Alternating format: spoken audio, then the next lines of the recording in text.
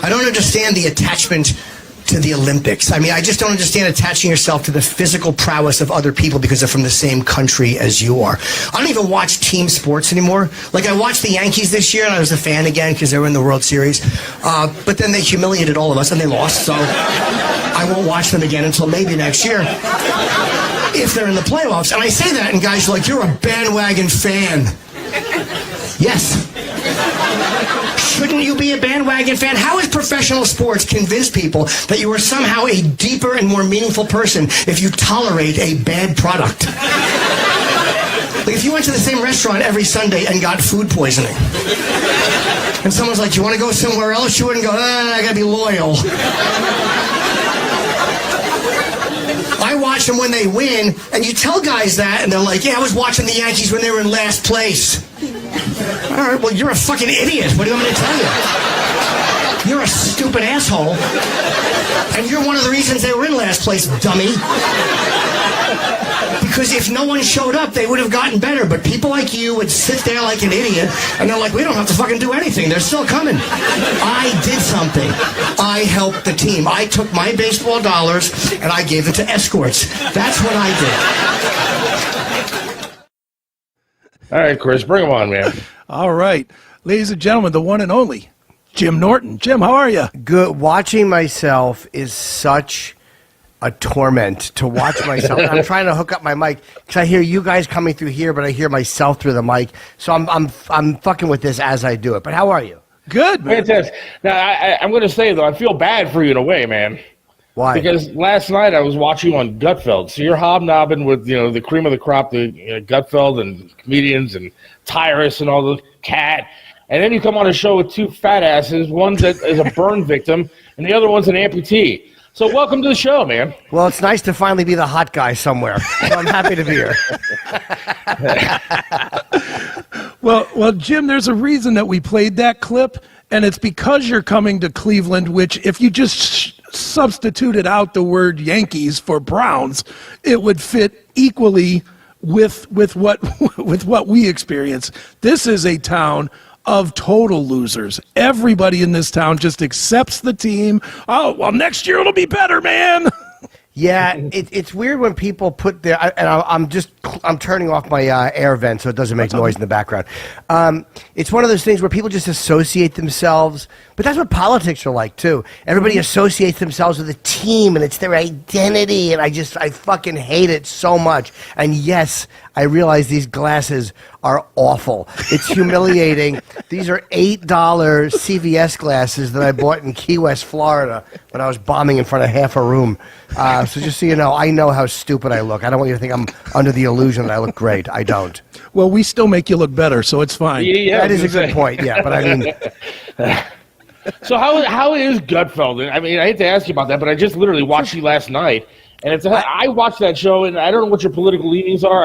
I saw what you did last night, but how is that show? What's it like to be on there? He's great. I mean, Gutfeld is, I've known him for many years. We used to live in the same building, actually, in New York. So I've known Greg for probably since 2002, 2001. And I used to do the old Red Eye when it was on Fox overnight. So, I mean, I've known him for a very, very long time. So it's great. I mean, I'm happy for him. I love doing the show. And, I get along with everybody on there, so it's fun. Do your politics vibe with the rest of the crew there? I'm not as conservative as those guys are, although on certain things I agree completely. Like, I don't hate Trump. I didn't vote for him, but I don't hate him. It's like I kind of go issue to issue with somebody. So, but I don't mind. I'd go on MSNBC if they'd have me on. I don't care. I don't care about the politics of the people. I just care about my own thoughts. Do you know what I mean? Like, I don't. Mm-hmm. I never get bent out of shape if they're saying things that I don't agree with. I don't care. I like them as people, so it's fun to do. Right on. Well, Jim, obviously there's many things for you to talk about and promote here. We'll start with the reason you're here, which is you will be here on Friday and Saturday yes. at Hilarities over there on East 4th. Talk a little bit about coming back to Cleveland and, where you're at in your career now with obviously moving out of the radio realm and into the podcasting realm. Does it make it harder to travel or any difference or what? Well, you could never say tell us about your career and coming back to Cleveland in the same sentence because it's kind of there. You've answered your own question. I get it. No, it's funny, man. I did radio for 20 years, and I like what I'm doing now a lot more. It's just anything gets to be old after a while. And the podcast does okay. It's new. It's, today episode 24 went up, so it's not like it's been around for a while. I think it'll keep growing. But I like what I'm doing. I like the guys I have on, and I like my schedule. But it's weird. It's like you miss not knowing that the money's there. Like whenever you have a steady gig, that money is there. And even though I haven't noticed a difference in my life, I still have that thing where I know it's not there. So I have to go on the road more, which is okay. I kind of like being on the road. And it's nice not to have to get up as early. That sucked for 20 years. Sure. I've been doing radio for 25 years in Cleveland, and I vouch for how tough it is. But the radio business has changed so much. It's just not the same as it used to be. So, yeah, the podcast thing seems to be the wave of the future. But didn't you love radio at some point? I mean, radio was really a good time. I loved it, man. I even liked it at the end. I didn't think it sucked.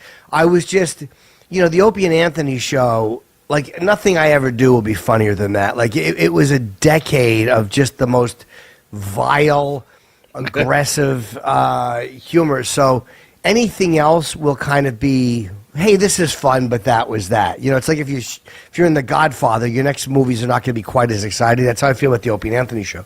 But, I never stopped liking it, but I stopped feeling enthused about it. Like, you know what I mean? Like, my podcast I'm really excited about doing. You know how it is, man. You got to be really excited about something that you're doing. Otherwise, like, what the fuck am I doing? I'm just wasting my time. Right. And I think that Sirius didn't handle podcasting well. Like, they looked at podcasting the way regular radio looked at satellite, and then by the time they tried getting their arms around it, it was already too late. Sure. So I look at a guy like Howard, and I get angry with him because he was, to me, what radio was all about back in the day, and same with O&A. And then he changed, and he changed for the worse, in my opinion. I don't know what you think, but to me, he was a trailblazer to create good radio, and I was not. Howard, I never really listened to Howard because I was an Imus fan when I was growing up because my dad listened to Imus. And then there was a contentious relationship between Opie and Anthony and him. I never felt that, though, because I've met Howard a couple times, and he was always very pleasant when I met him, and his wife has been very nice to me. So I never had any negative vibes towards him. And I guess because I didn't grow up listening to it, or like I wasn't like a diehard fan, I don't care that he changed because I get why that's frustrating for fans, but he's 70. Like, right. All he wants to do is nice interviews now and kind of ride off and enjoy his life. I kind of get that it's harder at that age to motivate yourself in an angry way, like to fuck with people. But I also don't think that he should have written off all of Trump's supporters. Like, a lot of them are just people that want to laugh when they turn the radio on. Like, you can't just write off half of your fans because they don't jibe with you politically anymore. But I don't care about his show, though. Whatever he does, whatever makes him happy, good for him. How do you handle that in your comedy routine? How do you handle that in stand-up with the politics? Do you bother with it at all? I speak my mind about if I want to talk about something, but I go into it with a really important mindset, which is it's not my job to change anybody's mind. Like, I am not a fucking lesson teacher.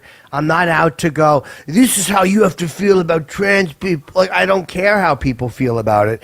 I talk about my own life and my own views, and then whatever people do with that is up to them. Like, that's where comics run into trouble, when they think their job is to tisk and fucking teach and scold the audience. Like, I want people to see it my way, but I want them to laugh. So my job is to make people laugh and to be as honest as I can, I think.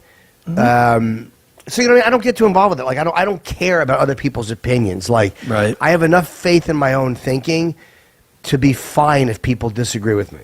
Sure. Right, but at the same time, there was a cancel culture that was going around for quite some time, and it looked like it killed a lot of comedians. Well, it killed one of your really good friends, Jim, with Louie for a long time. It killed a few of my good friends. Right. Louie is, at least he's touring now, and I know that the way it happened for him was so bad.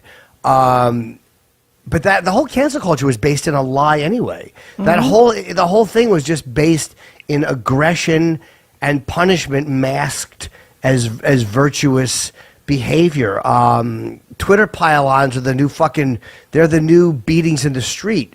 Like you can't beat the shit out of a guy in the street, but if you can pile on somebody who has committed a sin, I mean, we really are an asshole country. It's the scarlet letter. That's all it really is.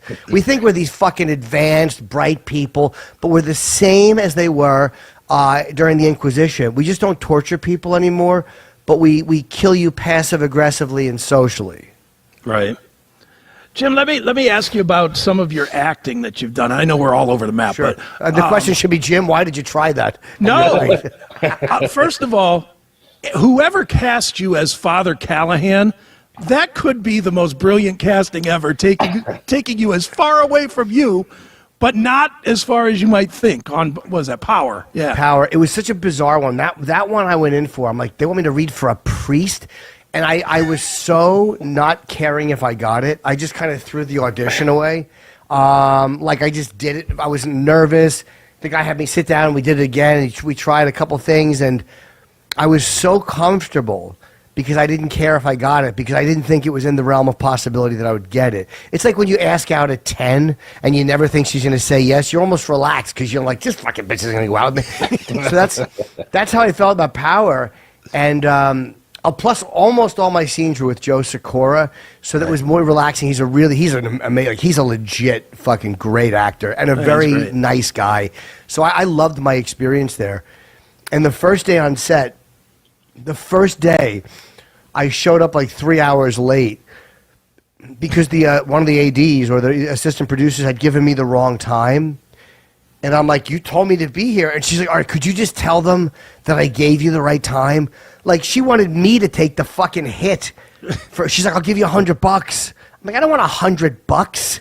I'm not gonna show up late for a production by 3 hours and then take the hit for $100. Right. So I actually think they fired her, but that was my first day on set. It started really great. And I never went to table reads. I never went to a table read because I was always so scared they were going to fire me. I'm like, fuck this. Just tell them I can't and just show up on set, and eventually they'll kill me off, and they did. Too good, man. The other one I wanted to ask you about, and this is way old, I can't even believe this is 20 years ago, but was Lucky Louie, which is still one of my favorite sitcoms ever. That was cutting edge. I can't believe you guys only got one season out of that. Neither can I. It was because the critics hated it. Like, HBO is really like based on critics and what they think. And the show, like, we did all we actually shot 13, only 12 aired. But they like, none of the audience knew any of us because it was all shot before any of the episodes aired. So they didn't know our characters. They didn't know anything about us when they showed up. And it still fucking killed so hard.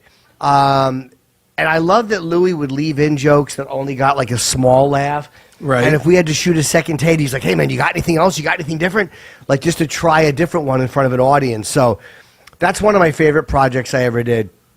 And I think it was one of the very few really fucking stupid things HBO did, was not picking that up because these asshole critics didn't like it. It was a legitimately funny show. The lines were brutal, hard-hitting. And when Rick Shapiro walked in naked, there's that one moment where Uncle Jerry walks in naked. Right. It's the biggest laugh I've ever seen anything get in a room. It's all the stand-up I've seen, and I don't even know like which take they showed. If they showed the first or the second take in the final cut. But that first take of him walking in naked, I have never heard anything get a bigger response from an audience. It was great. And people thought we used a laugh track. That show, the laughs were so explosive that they thought we used a laugh track. And Louis would not let them use a laugh track. So if a joke bombed, Louis refused to let them fix it. It's great. Dude, one of the best moments in that show was, I don't even remember the circumstance about it, but Louis and Pamela were laying in the bed and he's bitching about something or whatever, and she just starts jerking him off to get him to shut up. And it's like, I laughed so hard because we've all been in that situation. So good, man. Yeah, it was really, there were so many really funny moments. And Mike Haggerty died, the guy who played his, a big Chicago guy who was a really hilarious, he had spots in Friends. He was on George Carlin's show. Mike Haggerty was really hilarious in that. And Jerry Minor, who played, I think it was Jerry was his name in that. Walter, he played Walter, the neighbor. It was really funny. Right on, man. Well, Jim, tell us about, I know I'm changing directions again, but tell us about Unconceivable. I'm going to tell you, what I like best about this is it's not like every other special we've watched on every other network. I like how it's just, boom, going. Not some elaborate setup or here's a star introducing me. It's just, here's a joke, we're going. Yeah, and I had done the other stuff. I felt like this is online is a different animal. Like, people are clicking through, so you got to get people's attention fast. They're not sitting down, all right, an evening in laughter, like fucking they wouldn't in front of a television. And I love this special. I love that I had complete control over what went into it.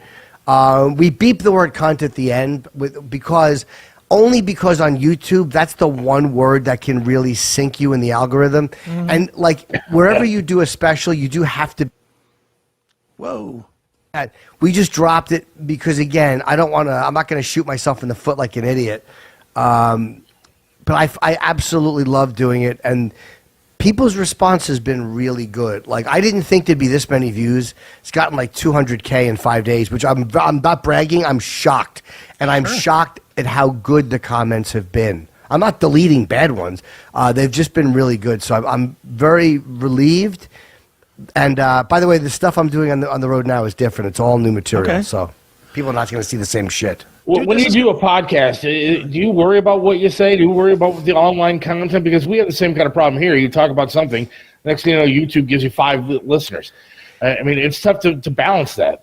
You have to, because they don't tell you what's going to get you. Yeah. And they don't, they never give you a reason. It's like they just ghost you. So that's the disadvantage to using a service like YouTube that you don't pay for. Is like you kind of have to just take the promotion for free, but however they monitor their content, you have no say in. I almost wish they would charge $25 a month to have a YouTube account, and with that, you got some accountability, you got some numbers, you got some reason. You know what I mean? Like, I would be willing to pay if it came to getting something back, like a person to talk to or whatever. But yeah, look, dude, no matter where you do a special, you're going to have things that you have to navigate. Like, do I really want to say this? Do I not want to say this? Is this joke coming off right? Even Netflix and HBO, they always gave little notes. So Sure. You're never free unless you're on stage in a club. And even then, you just, you don't want to lose the audience. Right. Well, Jim, you are after the Cleveland gig here on Friday and Saturday. I believe your next gigs are in England to go. And Florentine and I text all the time. I love Jim. Yeah, he's the best. Yes. But he told us that you guys literally booked gigs to go see the Sabbath thing. I'm going to tell you, I have been busting his balls for 2 solid months that Ozzy is not going to perform. I don't believe he's going to perform. I don't even believe he's going to be there. I believe you're going to get a screen. What do you think? And are you going to be thoroughly disappointed if that is what you get? I know he's your friend. Here's why I don't think they would do that, because they'd be afraid of creating a riot or something like that. They wouldn't have him not show up because they know that it would be a disaster if he didn't show up. I guess, because I haven't seen him in a while. Last time I saw him in person was at Sharon's birthday party. It was like 2 years ago. Okay. So, again, he's getting around with a cane. He's getting older. Maybe he's sitting during. It wouldn't surprise me if he was sitting during the show, like Axl did when he hurt himself. Or he broke his leg and was touring with AC/DC. Because Sharon said his voice sounds fucking great. It's literally just the mechanics and the physical. So I do think he'll show up. I don't know if he'll be able to do a full set. He might just do 5 Ozzy songs, 5 Sabbath songs, surrounded by all these great bands. It's kind of like a tribute to Sabbath and everybody going, hey, we love you, all in the same room with Bill. This is all about Bill Ward, because if he had been with those guys way back when, they wouldn't be doing this show. But Ozzy's always said like it never felt right for him, and the money's all going to charity. They're not even getting paid for it. It's all money goes to charity. So this is not a money grab at all. I really think that they just wanted to end it with Bill, and they felt bad about not ending it with Bill Ward. Are you going to be personally, I mean, I know you know Ozzy and I know you've seen him 100 times. Are you going to be personally disappointed, though, to watch him? Like, I'll just tell you as a fan, I was very disappointed when I watched the Hall of Fame thing, where he was struggling to speak and shaky a little bit. I actually did not see that. Was that his solo induction? His solo induction, yeah. 'Cause I didn't know it was happening until after, and I read something about Jack Black's induction. I never watched it. It's a tough watch. He's definitely shaky. He gave about a 3-minute speech and even said, I don't want to give a big speech, which the reason he didn't want to is because he didn't want the camera on him for that long. That was 2 years ago, I believe. Are you going to be disappointed seeing your friend in a very frail state? I look at Ozzy's life, right? Mm-hmm. All the shit he's pulled and the near-death experiences and the amount of cocaine and fucking meth. Like, the fact that he is still alive and still with the option, I'll feel bad if it doesn't go for him how he wants it to. But as a fan, I don't care. Like, his voice is better now than it was in the early 80s. I would say his voice would crack like fucking crazy because I think he was way more fucked up back then. Right. I'm happy that they're doing it, and it's almost like, look, the dude's in fucking 75. He's done enough to kill 40 people. So the fact that now he's frail and human, and you know what? It is what it is. Like, I won't be, as long as he doesn't go up there and like sing one song and fall over, which I don't think that's going to happen. But like, whatever it is. I'm okay with. I'm going for the experience. I would love to be able to say hello when I'm there.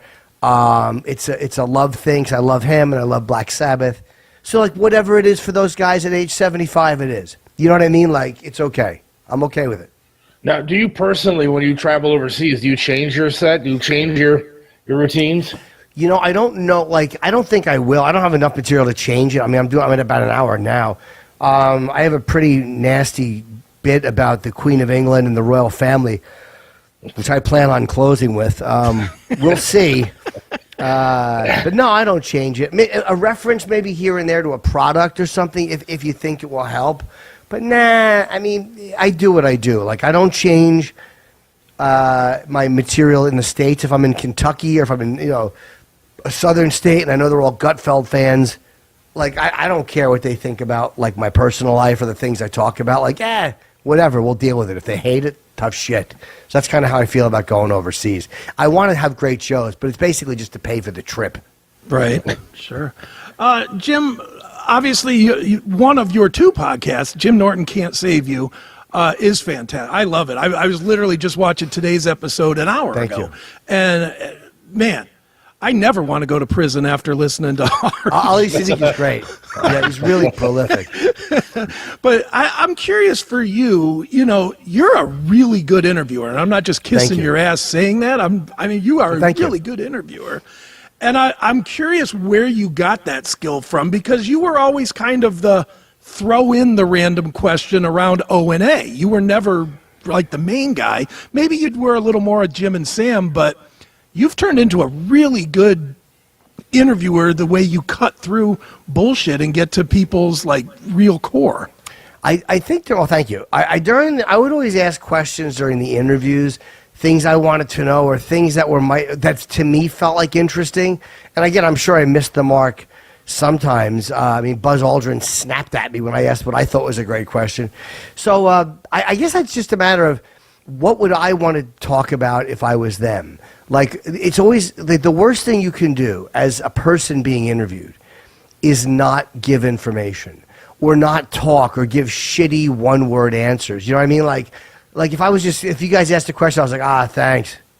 It's like, what are you doing, you fucking dud? Like, so I always try to get them to talk about things that will get them talking. Or if it's something I really want to know about, I'll ask them.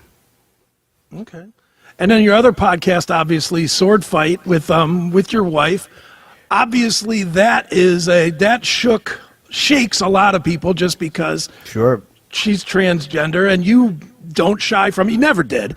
No. But you putting it out there, and this is where, look, I've written some books where I've put my life out there, and believe me, I hate sometimes when somebody's like, oh yeah, sure, that happened, or that didn't happen, or, for you, how do you draw that line between being honest and not giving a shit what your audience thinks of what you say?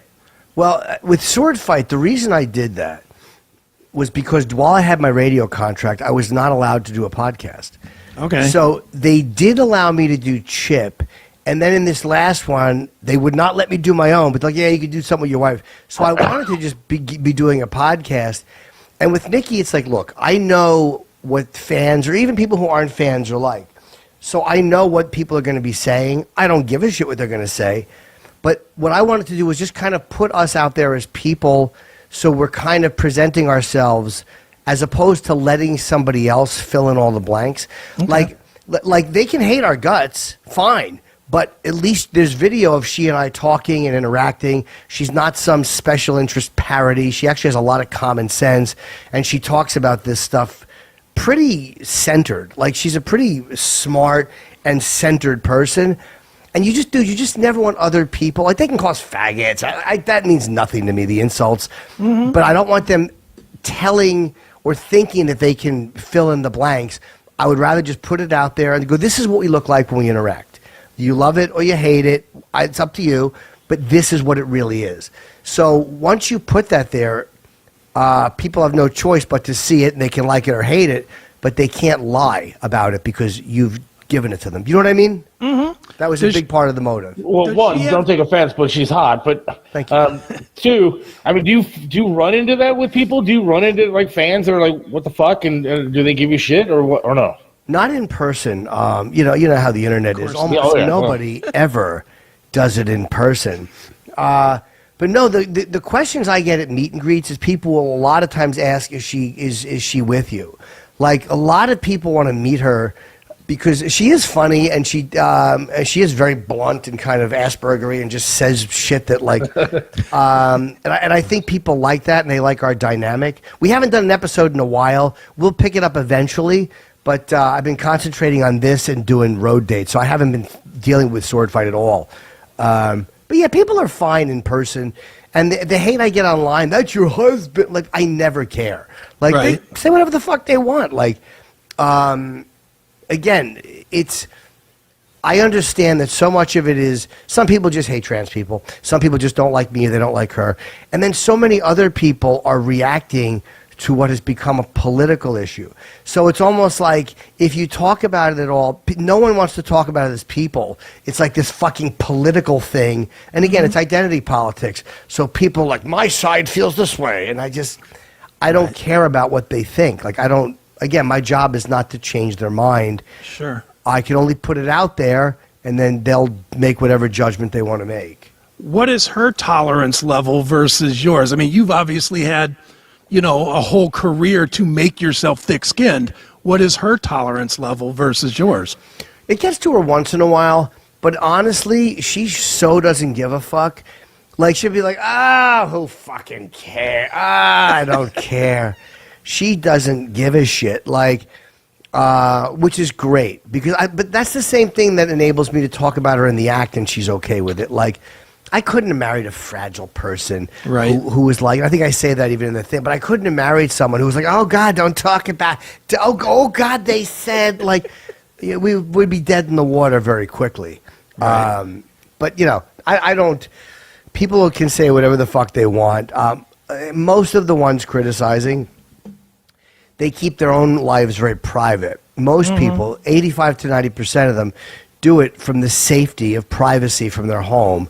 So I kind of know, like, yeah, I understand that they're cowardice. They're the same as people who protest in a mask.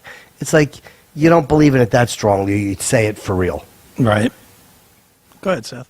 No, I'm very thankful that you came on the show today, because, again, I mean, watching you last night and then having you on here today, to me, is awesome. And oh, thanks, man. Well, and I'm glad you're coming to Cleveland, too. Yeah. Me too. I actually love Cleveland. I don't, and we're here. So at least somebody does. That is true. You have a Chicago hotel behind you. Yes, but it says Trump on it, so it's fine. Whatever. But I've stayed in that hotel. It's really nice. And I lived in a Trump building for many years. Don Jr. was my upstairs neighbor. So I got to know him over the years. And I like him a lot. He's a really nice dude. Sure. And, I had met President Trump a few times before. We did the Tonight Show together and here and there. But it's funny. I remember one Christmas party in Trump Place at Riverside Boulevard. The big Christmas party was in the lobby, and I was walking through, and Trump was there and Don Jr. And I think I just waved to Don, but I was on my way to the cellar, and I had no idea. Like, I was just kind of walking by the future president of the United States. Like, I didn't even stop and say, hey, how are you? Like, I had no idea, right? No one knew. Well, what fucking kills me, I've stayed in the Trump Vegas hotel a few times, and I love it out there. It's great. I love the hotel, and it doesn't have a casino in it. I still love the hotel. It's nice. But what kills me about Trump is that all these fuckers, they loved him 10 years ago, 12 years ago. They would suck his dick all day long for a donation or money or to have a good time or have a party. And now he becomes president, and they all hate him and want him dead. And it shows to me what Hollywood and a lot of those politicians are really about. It's one of those things, I think, where because people knew he donated to both sides. Like, that's another thing that was attractive. People knew, like, this guy... he knows the system because he's worked it from both ends, and he admitted it. Like, hey, you're the one who made the laws for the taxes that I fucking took tax breaks on. Right. You made them up because your donors all take them. So he had these really great answers, but once you align with a party, you've automatically lost half the country anyway. And people are just angrier now than they ever were before. Like, every year we get angrier. I hate when people blame him. It's not his fault. We fucking hated each other when Biden was there. We hated each other before Trump. But a lot of people hated Obama. So he's not making us a shitty country. We've gotten very shitty on our own. We're shitty on social media. We're shitty with differing opinions. We're shitty about everything. We're shitty when we protest. So people blame Trump for that, and it's not his fault. But I don't understand why they hate him so much. It's like, you could disagree with the guy, but... I don't hate him. Just certain things I don't agree with, but there's other things I like that he does a lot. Look, I didn't agree with a lot of that Biden did, but you get somebody like Robert De Niro up there, who I always respected as an actor, and he says "fuck Trump," and then makes me want to hate him. I mean, they've created a scene, especially I think in Hollywood, that has become a nightmare to watch anymore.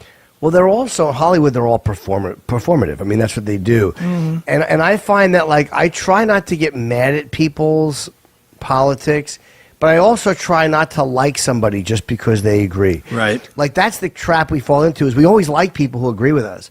But, like, when people will come up and go, they'll ask questions online, so what do you think about Israel, or whatever the issue is. They're not asking because they give a fuck about what you think or what I think. It's almost a parasitic question, because whatever your answer is feeds one of two things for them. Either if you agree with them, they're like, fuck yeah, see, another. And if you don't agree with them, it lets them to get into some rage porn. It lets them get a little bit angry. But either way, they're getting a little dopamine spike out of agreeing with you or getting angry at you. But it's all about them. So, you know what I mean? That's why I don't get involved with it, because I don't even respect their motive for caring. Right. Well, since we're talking about people that you don't like or you hate, allegedly, talk a little bit about Anthony Cumia coming back to radio and you being kind of a once-a-month host. I'm so happy for Ant that he has that gig. He comes on my show. I come on his. I wish he didn't live in North Carolina, because we would be interacting so much more now, especially that I don't have radio. They stopped me from going on his show at one point. Sure.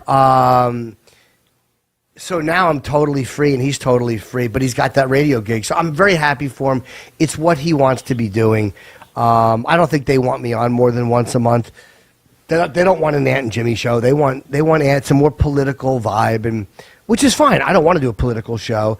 But you know what I mean? People are like, why don't you guys work it together? It's because they want Ant's political take more than anything, but I still will go on whenever he asks me. I mean, I really love doing it, and sure, I love interacting with him. It's the most fun I have. Did you ever consider, and this I guess would have been during Jim and Sam era for you, but you know this, the online, everybody was clamoring the minute Ant was fired. Yeah, it was let's get Ant and Jim together. Let's do Yes. that show. You know, the Opie shows are renownedly famous because they're fun.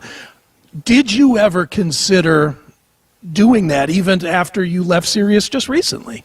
You know, the reason I didn't do it at first, and I mean for the first couple of years, like a lot of times people who were familiar with the show, the thing that they don't see is the way things are behind the scenes or the conversations we have with management or our bosses. And for a long time, my hope was that Anthony would come back to Sirius XM and that Opie and Anthony would resume. You know, like when Opie and I kept going, I didn't look at this like, well, fuck Anthony. Like I was on his show. I think the second show he did, I did. He was doing it from his patio. And I would always try to get him in as a guest. Sirius always said no. They always said no. One time, one of the upper management said to me, like, do you think Anthony would ever consider doing like double duty? Like, I think that they were softening on his position, on his firing. And again, it's just me speculating. But then I think the whole thing with his ex-girlfriend happened, and that was like for them the nail in the That was coffin. it. And no one's ever said this to me, but I just look at the way the tone changed. And then they finally allowed him to come back in the building. As the day Sam and I think as soon as Opie left the company, they allowed Anthony to come on our show. I remember Scott told me, whatever the concert was at the Apollo that night, he told me, hey, he's like, yeah, you can have him back in. So we got him back in the next morning, but management hadn't put it through the computer yet, so they refused him. So 2 days later, he came back in, and then they banned him again. So it was always back and forth with those guys. So I wanted Anthony to come back to Sirius.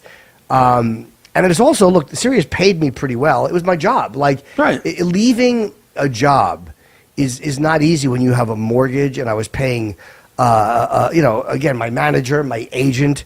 So yeah, it was work, and I didn't look at it like it's a paycheck, but I liked doing radio, and it was my job. Right on. Well, Jim, you've given us more time than we ever asked for, okay. man. Obviously, Friday, Saturday, 2 shows each night over at Hilarities down on 4th Street. Make sure you go out there and catch the great Jim Norton. And Jim, give the plugs, man. Where's the best place to keep up with you? Jim Norton Comedy on YouTube. My special, Unconceivable, is on now, and it's been very well received. And I appreciate all the nice comments, and I really do. It means a lot. I hadn't put a special out in a while, so I'm really happy that people like it. I was very nervous putting it out, and I was like, "Fuck, they're gonna hate it. It sucks." But they've been really kind. So, and Hilarities is honestly one of the best clubs in the country. So That's good place. I'm so happy to be coming back. That guy Nick is the nicest guy on earth. He makes you feel guilty. Like, he's such a nice dude. The owner, you're like, I feel like a piece of shit because I'm not sold out. He is a great I'm guy. sitting in my seat now, Jim. I'm ready for the show to start. Well, if you want to come out, come out. It's again, the material is new, and I'm really happy with how it's been going. Because I shot the special a few months ago, so I gave myself time to build new stuff. Because you don't want to tour with the same material. That's stupid. Right on. Well, one more time, Jim Norton Comedy on YouTube. You can find him anywhere that there's social media. Jim is at. Yeah. And Jim, thanks for doing this, man. We really Thank you, appreciate brother. it, and good luck. Yeah, I on was the- happy over to the do it. It weekend. was fun. I appreciate you guys. Thanks a lot. Thank you, All right, man. Jim. All right, I'll All right, see you take this care, week. All right, See take you. care. Bye, guys.